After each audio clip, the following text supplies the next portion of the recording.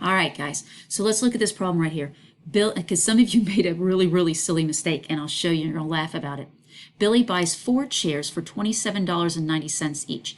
And so let's underline. That's very important. 4 chairs for $27.90 each. Each of those chairs. All right, so every chair is $27.90. And 2 tables for $37.95 each. What is the cost of all the chairs and tables together? Well, first of all, before I can just even add, I've got to figure out how much the chairs cost, and then I got to figure out how much the tables cost. Now, remember, I told you you can use a calculator. So we'll use the calculator, and I'm going to get $27.90, and I'm going to do times 4. Now, I'm going to show you something. This is really important. If I do the long way, 4 times 0 is 0. 4 times 9 is 36. That's 3. 28, 29, 30, 31. 3, 8, 9, 10, 11. Okay, and then decimal 1, 2, 1, 2. That's $111.60. But I want to show you something. If I do $27.90 times 4, now notice it says 111.6.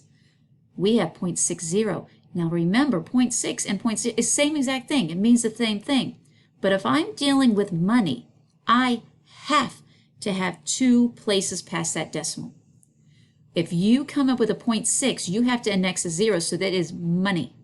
So that's $111.60. Well, let's look at tables. Tables was $37.95 times 2.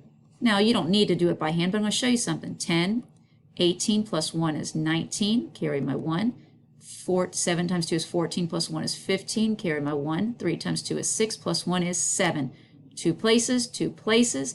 That's $75.90, but let's do it on the calculator. 37.95 times 2. I get 75.9. That's the same thing as $75.90. Now, remember, money has to have 2 places past the decimal. So what do I do now? I have to take both the chairs and the tables, and I now have to combine them. So I have $111, 111.60 plus $75.90 equals 187.5. That is not money. You need 2 places past the decimal for money. What do you need to annex behind the 5? A 0. And a lot of you forgot the 0. And that's why you got it wrong. All right.